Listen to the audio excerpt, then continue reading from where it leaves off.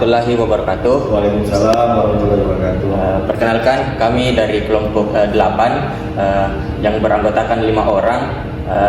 Kami ingin dalam rangka menyelesaikan tugas pada mata kuliah psikologi industri. Kami pada kali ini ingin melakukan sebuah wawancara pada perusahaan asuransi AC. Sebelumnya terima kasih kepada Bapak yang telah menjamu kami dan menerima kami kelompok kami. Sebuah kehormatan untuk kami dan teman-teman telah diterima di sini, Pak. Sebelumnya itu Pak, perkenalkan, nama saya Muhammad Fajar Islami dan teman saya. Dan saya Muhammad Fajar. Dan Bapak sendiri? Saya Hidayat Arifin, biasa dipanggil dengan Hidayat. Pak Hidayat ya. Ya. Kami sekarang berada di perusahaan asuransi AC, Pak. Ya.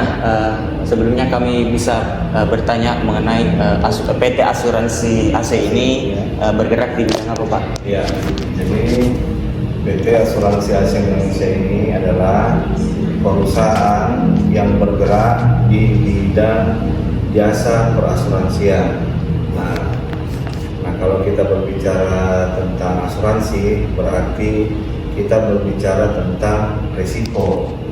Jadi orang ataupun lembaga yang melihat usahanya itu memiliki potensi bisnis, itu bisa dialihkan ke kami risikonya.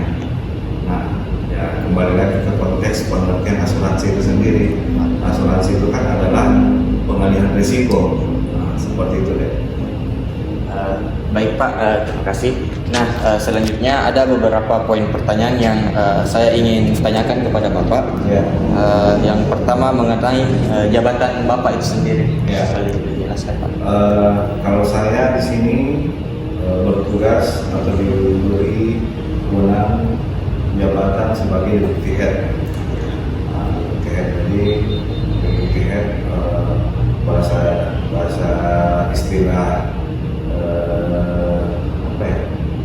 industrinya ya. Tapi kalau kita bahasa Indonesia kan ya kepala seksinya lah.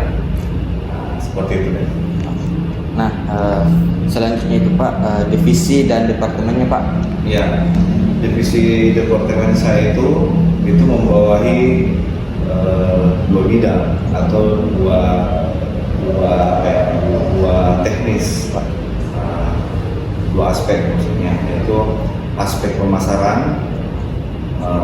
Kita tahu aspek pemasaran itu yang mencakup penjualan kan. Terus yang kedua aspek analisa atau analytics. Dalam kami mengelola suatu objek risiko, sebelum kami mengeluarkan yang namanya putusan atau polis, itu harus dianalisa terlebih dahulu kelayakannya. Begitu. Baik Pak, selanjutnya itu atasan langsung dari jabatannya Bapak ini. Ya. Secara struktur untuk Makassar ini adalah cabang kelas 3. Nah, cabang kelas 3 itu dinakodai atau atasan langsung saya adalah branch manager atau kepala cabang. Ya, nah selanjutnya di bawah kepala cabang itu ada saya. Nah, di bawahnya saya itu ada lagi tim teknik atau analisa dan tim pemasaran. Seperti itu. Selanjutnya Pak, terkait deskripsi jabatannya Bapak ini sekarang, boleh dijelaskan sedikit Pak? Secara struktural atau secara tanggung jawab, deputy head itu memiliki tugas pertama memonitor kinerja dari tim pemasaran dan tim underwriting. Yang dua tadi itu Pak? Iya. Ini tadi saya bilang secara tugas saya memonitor kinerja dari analisa dan pemasaran. Nah, lebih presisi lagi, lebih detailnya lagi. Nah, kalau aspek pemasaran itu kan ceritanya saya memantau seberapa besar sih potensi yang bisa kami jual di lapangan dengan menyelesaikan produk dan kami-kaminya. Nah, di sisi aspek analisa, saya juga melihat memilah objek-objek risiko itu sendiri, karena masing-masing risiko di dalam asuransi itu berbeda-beda tingkat risikonya. Ada yang low, ada yang high risk, ya seperti itu. Nah, mungkin pertanyaannya akan disampaikan oleh teman saya. Baik, dari sisi tadi yang telah Bapak jelaskan, bagaimana sih kesehariannya atau aktivitas sehari-hari seorang BPDM? Oh iya, keseharian saya, jadi khusus aspek pemasaran ya, kan tadi saya bilang ada dua aspek. Aspek pemasaran, saya melakukan pendekatan secara head to head. Jadi secara head to head itu dalam artinya secara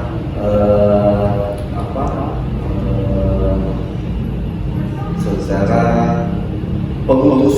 Jadi masing-masing relasi bisnis itu kan pasti ada pemutusnya tuh. Nah, saya harus mendekati menjalin silaturahmi kepada si pemutus tersebut. Nah, treatmentnya sendiri silaturahmi itu ya secara luas. Ya mungkin saya mengikuti dia punya hobi, ataukah mungkin saya menemani dia ngobrol santai. Intinya bagaimana saya mendekati pemutus itu dan menggali informasi yang menurut saya itu punya potensi untuk merawat bisnis dari si pemutus itu dari aspek pemasaran. Nah, setelah itu saya dapat, saya akan sampaikan ke tim saya. Nah, kamu berkunjung nanti ke kantor misalkan ya secara korporasi ya, misalkan Bank BSI atau Bank Mandiri, Bank BNI. Nah, saya jadwal sama headnya untuk menggali informasi potensi pasar asuransi. Nah, kalau misalkan saya ada peluang, saya tinggal share-kan ke tim saya seperti ini ya, coba gali lebih dalam lagi. Di sana saya ada potensi misalkan asuransi properti, asuransi jiwa kredit, kan? Terus saya tinggal lagi ke aspek underwriting, analisa. Nah, setelah bisnis itu atau permohonan atau aplikasi saya terima dari korporasi yang tadi seperti BNI, Mandiri, BSI, otomatis saya melakukan monitoring terhadap analisa yang dilakukan oleh tim saya.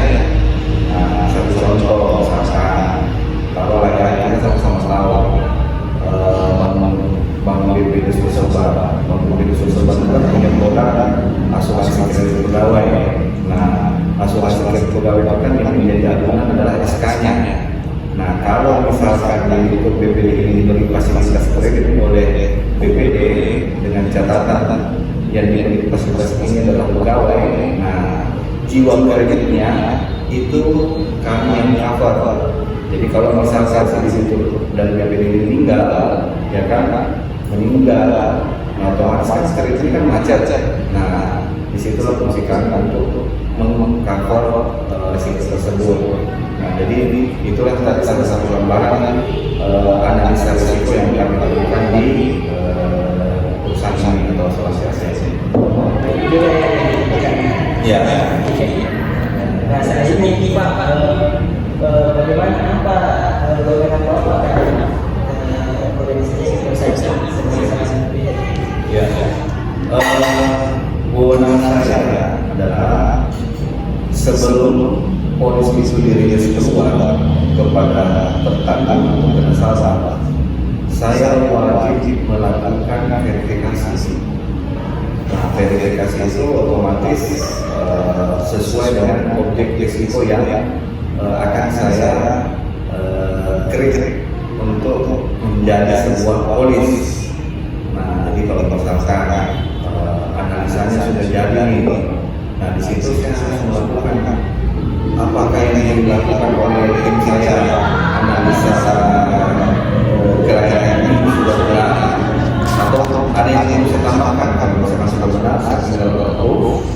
Selanjutnya saya usulkan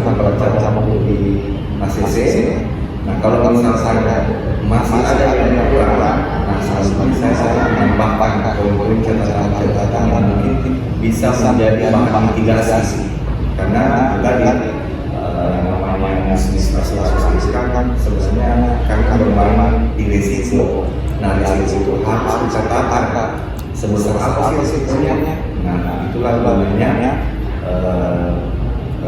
saya sebagai pihak yang lebih terperinci untuk melihat objektif itu sendiri itu daripada apa yang dibuat oleh tim analisa saya. Baik. Untuk pertanyaan selanjutnya Pak, untuk apa sih kemampuan yang diperlukan untuk menjadi seorang pendidikan yang Iya. Kalau secara pendidikan saya ini sebenarnya basicnya teknik.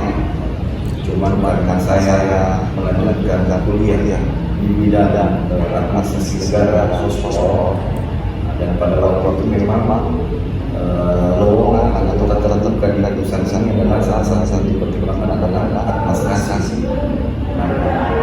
Saya masuk itu di asuransi ini sebagai tenaga admin pada waktu ya. Terus melihat atau melihat potensi yang ada di dalam diri saya, akhirnya perusahaan lebih merincikan pekerjaan saya di sektor pemasaran. Karena yakin terkait adalah perusahaan saya banyak beli kenalan, ya kan. Nah, terus berjalan waktu saya diberi kepercayaan perusahaan untuk diterima tidak ditangkap sendiri, tapi saya pindahkan ke atau integrasi ke wilayah seksi Papua. Yang kedua, saya semesta usaha. Saya belajar meningkatkan orang, meningkatkan keadaan, bagaimana mengurus orang. Saya disejarkan ke Makassar, dari Manado, dan Makassar. Nah, maksud saya menceritakannya ini. Tadi secara global saya hanya bisa bilang pendidikan saya hanyalah S1. Tetapi poin pentingnya adalah saya pengalaman dari pengalaman itulah manajemen melakukan evaluasi pada saya dan melihat bahwa saya sudah selayaknya, sudah sepantasnya menjadikan sebagai ya seperti itu. Jadi kemampuan yang utama sih itu pengalaman. Nah, untuk selanjutnya ini Pak, dalam menjalankan aktivitas sehari-hari usaha peralatan apa yang harus kita yang otomatis kita tidak salah pilih, otomatis komunikasi terus laptop terus kendaraan profesional karena sedikit saya sama adik-adik sekalian saya sebelumnya adalah jasa saya membawa jasa orang harus melihat hasilnya saya, otomatis harus topang pangan, kendaraan yang mungkin atlet, terus pakai lagi, kan, terus intelijensi terhadap bahan yang mungkin orang pertanyaan ke saya bisa membawa mereka. Nah, jadi selain peralatan sebenarnya yang paling penting adalah wawasan dua apa yang kerjakan. berarti karena orang-orang perusahaan itu sendiri merupakan gambaran dari perusahaan. Iya. Karyawan pada orang juga kan dengan sensasi baik. Iya. Nah, untuk pertanyaan terakhir, bagaimana menggunakan yang ada di perusahaan? Lingkungan setelah kemarin saya ikankan mama merintis kakak itu dari bawah. Saya tahu persis apa yang teman-teman pernah lakukan, apa yang teman-teman di bawah saya pernah rasakan. Tapi menurut saya adalah saya harus tahu apa khususnya negara. Saya tidak boleh menjadi orang yang paling benar di antara mereka. Saya tidak boleh menjadi orang yang paling pintar di antara mereka, karena kembali lagi masing-masing orang itu diciptakan oleh Allah SWT itu pasti kemampuannya berbeda-beda, dan yang selalu saya lakukan dalam pribadi saya